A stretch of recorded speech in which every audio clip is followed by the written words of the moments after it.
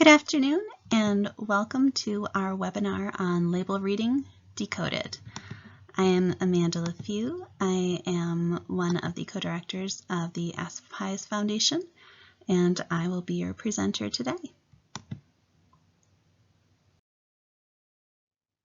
Just a little bit of background about myself. Like I said, I am one of the co-founders of the Pies Foundation, and I am one of the co-directors. I live in Western Massachusetts with my husband and my two amazing daughters who happen to have FPIES. After my oldest daughter was diagnosed with FPIES 12 years ago, it's been a while, I set out to become a well-informed allergy mom, as many of us parents do, a recipe creator and label reader extraordinaire. So now that my girls are older, they are beginning to take over the recipe creation and more ownership of management of their FPIES, and it has made me very proud as a parent.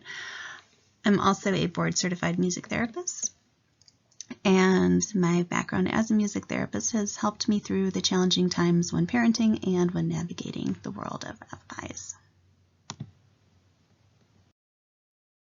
So let's get started. Just like when you go to choose a new food to learn more about, or a new product, you want to make a plan. So our plan for today is we are going to talk about how we research a product, how we look at ingredient lists and what kind of things to look for.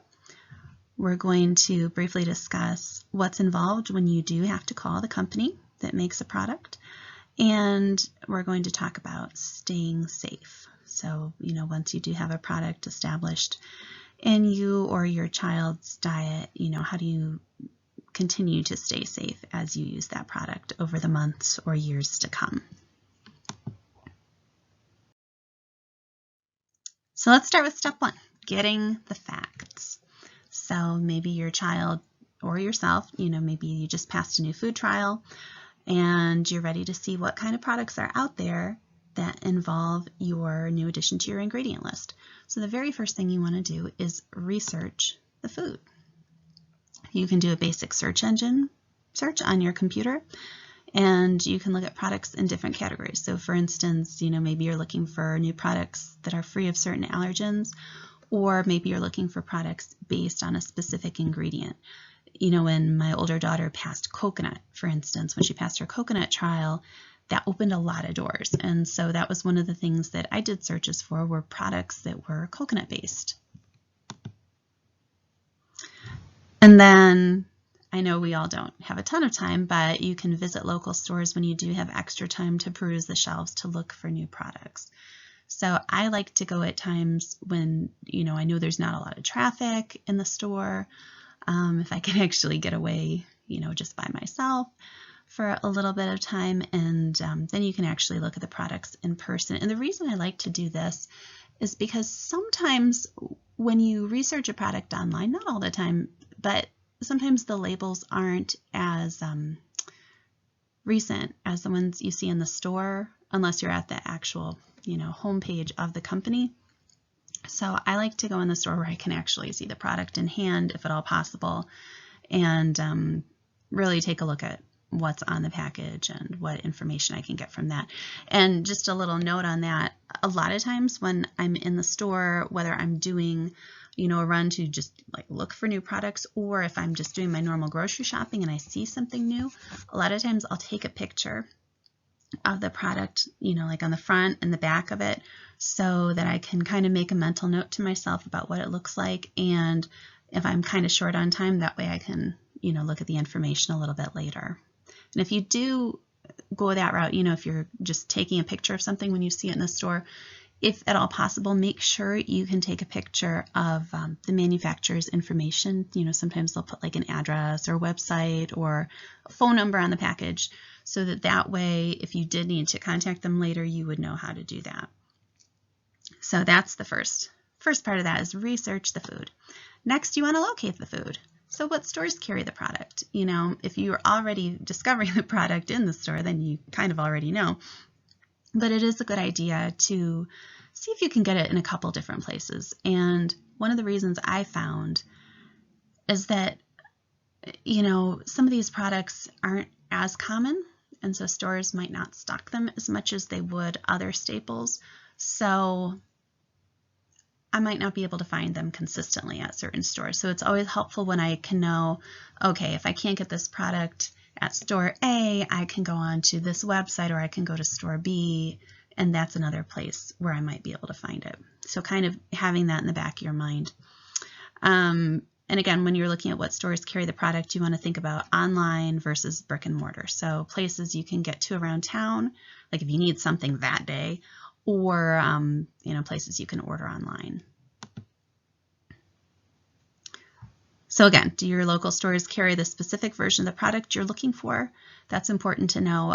One thing I found, and you have to ask your local stores, but I found that if the stores carry that brand, even if it's not the specific product you're looking for, sometimes you're able to special order since they already have a relationship with that company. For instance, my daughter's ice cream. It's kind of hard to track down, but when a store carries one of the ice cream products, even if it's not the one that's the ingredients that are safe for her, but it's still the same company, I've been able to order a case of the one that is safe for her because they already have that ordering relationship with the company in advance. So that's just something to look for too. So if you can't find the specific product, but you can find something by that company at the store, it can't hurt to ask if that product could be special ordered. And if you're really stumped at where to find something, you can always look at the product's website for suggestions. Not always, but a lot of the time they'll tell you, where you can find their product. It's in their best interest to tell you. So I've even called companies before and asked them where their product was sold, and I've gotten good information from that before as well. And the other thing you can do is you can call local stores that have a reputation of carrying similar products. We have a co-op in our area that carries a lot of allergen-friendly foods, and usually I look there first when I'm trying to track down a product that might be safe for my kids. So your next part of getting the facts is to seek insight from others. If you're on some of these online boards, or perhaps you're in a support group or a play group and there's other parents of kids with FIs or food allergies in general, you can get good ideas from just word of mouth. Just a caveat with that, remember that not everybody has the same experiences, so kind of take the recommendations with a grain of salt. So for instance, if your child is very sensitive to cross-contamination, a product that might be safe for another child with the same safe ingredient list who isn't as sensitive to cross-contamination, it might not work for you. So just, definitely seek out insight from others, but it might not be the best to only use that as your research. You want to incorporate other types of research into your process. So step 2, now it's time to examine the label. So you track down the food, you have an idea of where you can get it, but now we have to look at the label. I have to see what's on there. A little light reading, right? So the first thing you look at, when you pick up any product in the store, if you're like me, is the ingredient list. I go straight there. Every food product is required to contain an ingredient list, which lists all the food products contained in it. However, only the top 8 most common allergens are legally required to be written out in plain language. So the reason I have a little asterisk next to that 8 is sesame is going to be added to the list of the top common allergens in the United States. And so eventually you will see more of the top 9 rather than the top 8, but that does not have to be completely in effect, I believe, until 2023. So something to look out for. You want to read all the items listed.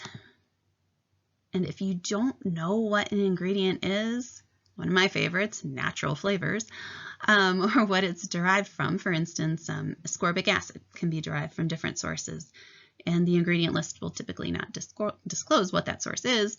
You want to call the company. I've called companies before to find out what natural flavors meant. One company, it was just canola oil, and another company, it was a huge list of things that were incorporated in the label natural flavors. So, you know, living in FPIE's land, as you guys likely know, you know, our kids tend to be or can be reactive to things that other people might consider, you know, low allergenic, like rice. And as a result, you know, when they're writing these ingredient labels, they, you know, things that are included in natural flavors, or in another term you might see as spices, you need to investigate that and just see, is there rice starch included in those natural flavors? You know, are there different names for things that make the ingredients almost seem hidden? So again, call the company if in doubt. And when you're reading the ingredient list, like I mentioned before, you want to locate information on contacting the manufacturer. If you can't find that information on the product, which does happen, you can do a quick internet search and usually track them down. So the contains list. This part of the label will list in plain language which of the top 8 allergens the product contains. So for instance, it'll say contains dairy or contains soy, you know, something along those lines. This does not list what cross-contamination risks may be involved. So even if something does not include dairy, for instance, you know, if it's run on the same line as another product that does contain dairy and there is a cross-contamination risk, it's not going to be mentioned here. They don't have to disclose that. So sometimes a brand will elect to include other foods in the contains list in addition to any of the top 8 allergens involved, but they're not required by law to do so. So going back to the law, what is FALCPA, FALCPA? FALCPA is an amendment to the Federal Food, Drug, and Cosmetic Act, and what it does is it requires that the label of a food that contains an ingredient that is or contains a protein from the major food allergen, which, you know, again, we discussed earlier, the top 8, they require that they declare the presence of the allergen in the manner described by law, which what they say is that it must be disclosed in plain language. So some ways they do that is by mentioning it in the contains list, and sometimes it's just in the body of the ingredient list and just very simple, plain language. So another thing when you're looking at your ingredient label, you might see warnings, and these are called PALs. They're precautionary allergen labels, and they are voluntary. So that means they don't have to be there. And it's nice when you see them there, but they can be vague. They can mean different things, and we're going to talk a little bit about that. So some of the things you might see, you might not see one at all, so it's not specified. You might see a label that starts with may contain, so like may contain peanuts, may contain milk. You might see a label that says processed on equipment, like processed on equipment that contains eggs. That's an example. Or you might see a label that says processed in a facility. So processed in a facility that uses gluten-containing products, processed in a facility that uses soy. So those are the things that you might see with those PALs, as precautionary allergen labels. So just a caveat, you want to remember that all individuals have varying degrees of sensitivity. So one person might need to avoid foods that are processed on shared equipment with his, her, or their allergen, whereas another individual may not need to take such precautions. So this is, again, something that you want to discuss with you or your child. You want to discuss you or your child's degree of sensitivity with a knowledgeable practitioner. And this can help you to determine what precautions you and your family feel most comfortable taking. And when I say a knowledgeable practitioner, we want to say, you know, not only someone who's knowledgeable about FPIEs or food allergies, but also someone who's knowledgeable about your child and their specific track record with foods and reactions. So what does it really mean? So right now what we're going to do is we're going to break down what may contain, processed on equipment, and processed in a facility mean, because sometimes it can be confusing and vague. So may contain refers to the risk of cross-contamination that might be involved with a specific product, and this typically involves the top 8 or 9 allergens. It's not a required part of the labeling process. Again, they don't have to put this on here. And if you do not see this on the label, it is not a guarantee that the product is free of any possible cross-contamination involving the processing or packaging of the product. So just because it lacks this warning doesn't mean it may not, in fact, be a problem with cross-contamination. So you want to consider maybe calling the company if you have questions about that. Processed on equipment. This refers to when a product is processed on equipment that also processes other products containing allergens that are listed in the statement. So like, we said before, it could be processed on equipment that that contains products containing peanuts, processed on equipment that uses soy.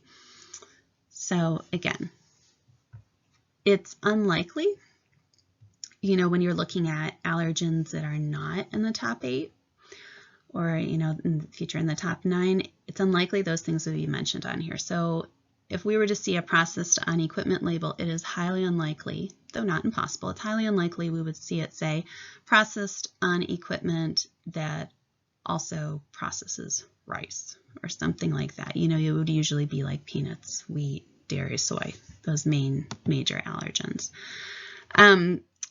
This is, again, not a required part of the labeling process, and it does not disclose any information regarding how the equipment is prepared between product runs. So I've talked to different companies before. Some of them take everything apart, they wash it down, they put it back together again, and then they run the next product. They're really, they have a very rigorous system. But then other companies, one of the flour companies I talked to, in fact, they run a certain amount of that flour in between product lines and just dump it. So they feel like if the cross-contamination would be caught in that extra run of flour on the lines. So this is something that it can mean different things to different people, how their processing goes. And if it's a company that, manufactures a lot of different products, this is something that, you might want to inquire a little bit more about. If it's a company that perhaps has a more limited product line and only runs very specific, very low, small ingredient list products, depending on your child or yourself, it might not be as much of a risk. But again, this is where if you need clarification, you need to call the company. And we'll talk about that in a little bit, some tips to get you through that phone call. So processed in a facility. This refers to a product that is processed in a facility that also processes other products containing the listed allergens. It's not a required part of the labeling process, yet again.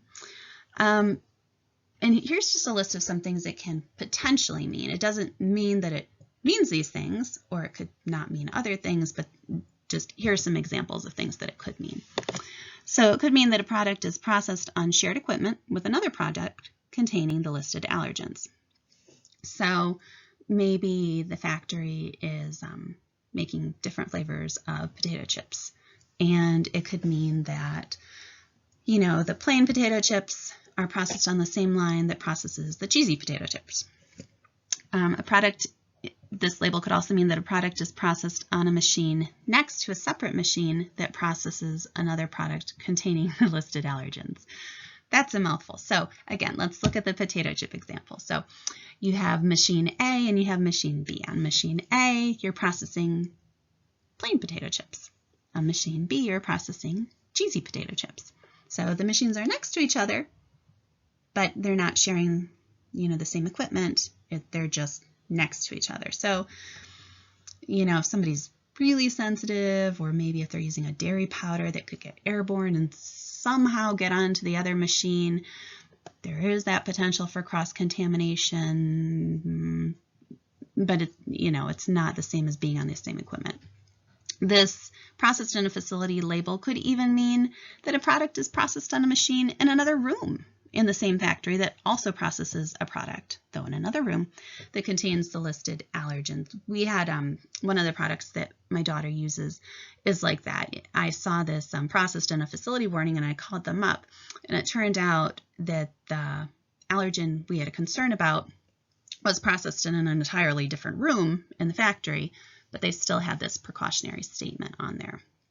So again, your best bet is to just call for clarification. If you're concerned about it, call the company and just ask them, what's going on with that.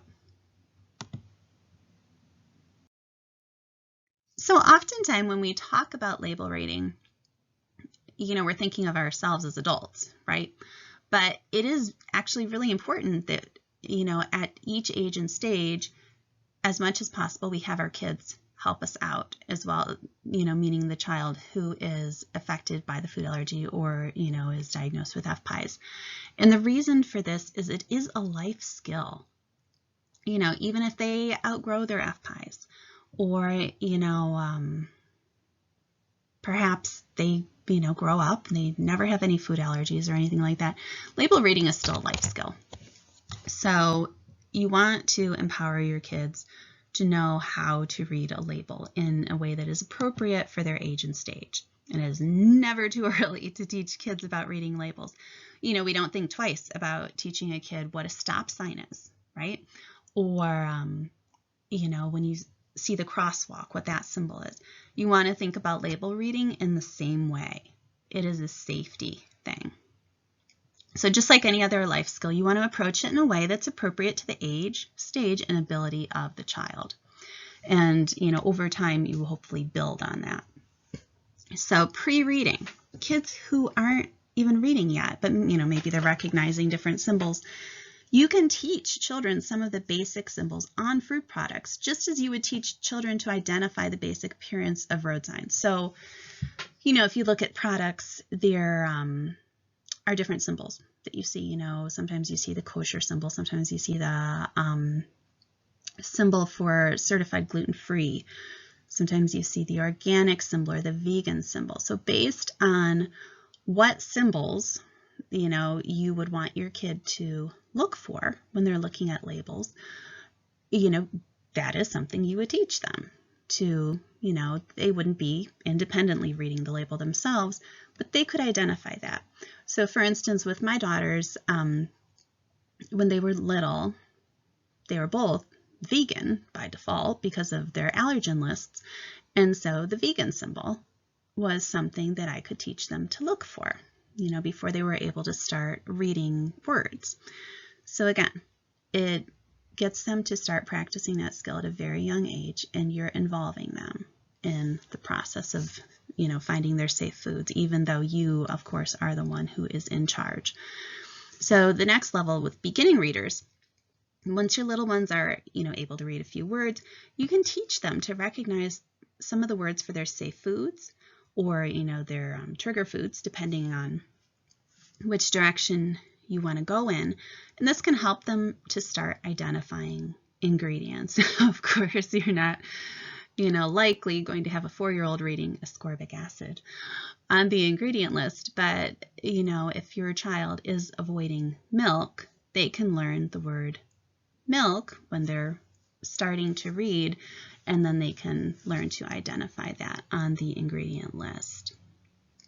So once your child is at the level of being a fluent reader, they can begin reading labels alongside adults. So, again, it's still a shared experience. You're still not likely going to have your kid going in, down the aisle in the grocery store and picking up something for themselves to eat with you not even looking at the label. We're not recommending that at all, but this is how you start creating that scaffolding so that when they're older, reading labels just becomes second nature.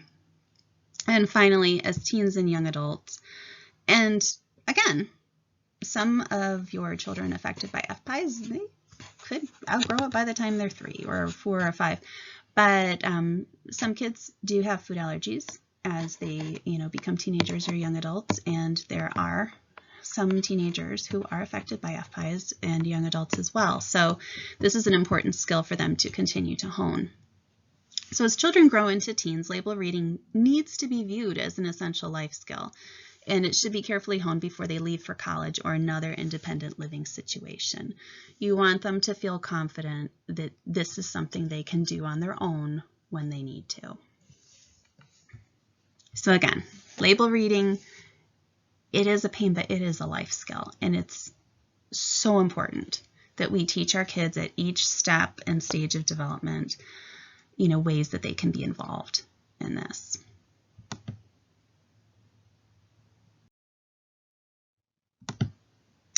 So step 3, call it in. This is where we're going to just be talking about when you do call the company, when you do call the company for the product that you're interested in learning more about, what do you do? So why do you make the call? It is a pain. I don't like having to call companies, but you do it for very specific reasons. So depending on you or your family member's sensitivity, you may elect to call the company anytime you consider using a new product. When my girls were younger, I did that a lot. I did that for just about anything. I would call the company. Now that they're a little bit older, I feel a little bit more comfortable not doing it every single time, but if I'm in doubt, I call. I just don't question it. You might elect to call only when the language on the packaging causes you concern, and that is something too to remember, that over time packaging can change. Every time one of my kids' safe products changes their packaging, even if it's just the color of the package changes, my heart skips a beat because I think, oh no, the ingredients changed. It doesn't mean there's always an ingredient change, but a packaging change can signal something's different. So it's always important to be aware of packaging changes and know that it could just mean the company thought it looked prettier, or it could mean that they're doing things a little bit differently with either the ingredient list or how things are processed. So you want to kind of keep a look out for that flag, but also sometimes the language on the packaging can change. And you might see some of those PALS labels that we talked about before, those precautionary allergen labels, anything like that. You might want to call the company and see what's going on. And finally, you might want to call if you or your loved one seems to be reacting to the product, which personally, as a mom, if my child seems to be reacting to a product, I do call regardless. And especially if the ingredient list should not be a problem for my child and they are reacting, because that means something's wrong. So when you call the company, there are some things you want to keep in mind in order to get the information that you need. So the first rule of thumb in this, for every step of your conversation, you want to be as specific as possible.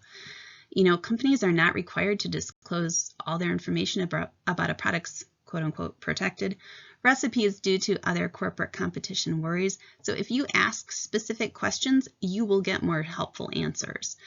Inquire about processing, you want to inquire about packaging, and you want to inquire about equipment cleaning procedures.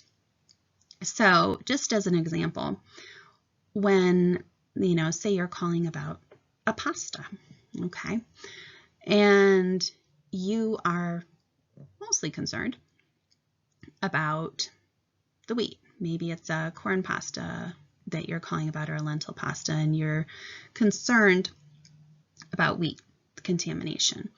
So when you make that call and you get the person on the phone, you want to specifically say, my child reacts to wheat. I'm concerned about wheat cross-contamination. Can you tell me what your processing is, if there is any wheat and that is processed on the same equipment, or anything along those lines. So again, be very specific. You don't want to call up and say, hey, are there any other ingredients processed on the same line? They might tell you, or they might not. So again, be very specific with what you're asking about. And you want to allow time to talk. These conversations can be lengthy sometimes. So depending on the issue or depending on the company, you might be on the phone for a good bit of time to figure out your answer. And sometimes it can even take a week or more for the company's food scientists, at least that's what they've called it when I've called them before, food scientists to research your question. The person you're talking to might not have your answer, and that's okay. You want them to be able to find your answer for you. So if it's going to take a little bit of extra time to get the information you need, it's okay. So you want to allow that time. And be persistent. If you or your loved one experiences a reaction, or if you simply would really like to trial the product, be persistent. So when you call initially, so the first time you make contact with a company, you want to make note of the call center's hours and also be aware of time zones because that's important too. You want to make note of the phone number and information on who you speak with, so who the person is, what department they're in. If you don't hear back from the company when you expect to, or if your question is not sufficiently answered, call again and just keep calling. Now, some companies, you may have better luck emailing, and that's fine too. And the same rules really apply. Again, you want to be specific, you want to allow time, and you want to be persistent.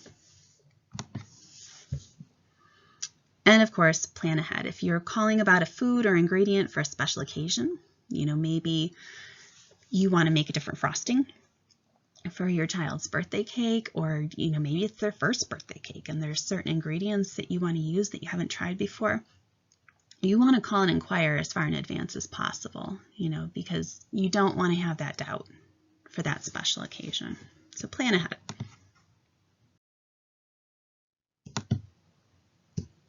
And staying safe. This is our final step. Food for thought. Ingredient changes. They are frustrating, but they do happen. Once you get comfortable using a product, it's really easy to fall into the habit of not checking the packaging with each new purchase of the same thing. You're in the grocery store, you're trying to get out, you just want to grab it and go. But ingredient lists and packaging or processing procedures, they can change without warning. So it's really important to check carefully each time you purchase a new item. Even if you don't have time to do it when you're in the store, check as soon as you get home when you're putting things away or when you get a spare minute that night. Always check. And then if something did change, make sure you save your receipt so you can return the product. But you want to make sure that you take the time to check those ingredient labels, even if it's the same product that you've been using for months or even years. Recalls. Again, they're frustrating, but they can happen. So you want to pay attention to recalls. You can actually do periodic searches on your computer using any web browser for past or current recalls of the products that your family uses. Sometimes it's helpful to schedule a regular time, like once a month or, at whatever interval you think would be best, to give the products a quick search. And, if you are using a product and there have been several recalls over, a short period of time, you might want to start thinking about maybe looking for another product. It really depends on your child or your own sensitivity, and what the recall is regarding. But it can be really frustrating dealing with recalls. And if it's something you have to deal with on a regular basis, it might not be worth your time. So it's just something to kind of keep in the back of your mind and think about. And non-top 8 or non-top 9 allergens, this can get really tricky. And, living with a diagnosis of FPIES, a lot of us are dealing with allergens that many people in the IgE allergy community might feel are not common allergens. And as a result, that can make it tricky with label reading. So FDA regulations only require the top 8, or as I said in the future, 9 allergens to be listed in plain language on food labels. So if you or your loved one is allergic to foods that are not included in this top allergens list, you may have to be a bit more proactive in your research and your contact with the products companies, rice and corn are particularly difficult as they are used in a lot of flavorings and a lot of thickeners and additives. So again, you just might need to be more proactive than if you were dealing specifically with top 8 or top 9 allergens.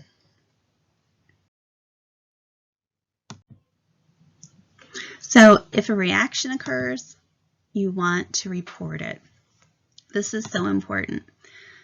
If you or your loved one experiences an allergic reaction that seems to be definitively tied to a specific product, especially if that ingredient list matches up with your safe food list, you want to be sure to report this incident to the company involved. There may have been a processing error. There may be a reason for a recall, but unless somebody reports it, the company may never know, and someone else could experience a reaction too. When one of my daughters was younger, she was eating this pasta brand that I loved it because the noodles were super, super tiny, and she was a toddler, and so it was perfect for her. But they had a few different recalls in regards to wheat contamination, and it made me a little nervous because she was pretty reactive to wheat. And so the recall had been resolved, and it seemed to be doing okay. And then I went to the grocery store one day, and I went to pick up the box of the corn pasta, and I actually could see wheat pasta in the little window. You know how there's the little window in the pasta box. And that was pretty upsetting. So, obviously I called the company about that, and there ended up being another recall. But you want to make sure you report this stuff, even though you're already dealing with everything that comes with a reaction. It's hard to add something else to your list of things to do, but if you can help somebody else avoid having a reaction and, helping the company know what's going on, that is very beneficial to the allergy community as a whole, and you would want somebody to do that for you. So again, I can't say it enough. If a reaction occurs, report it.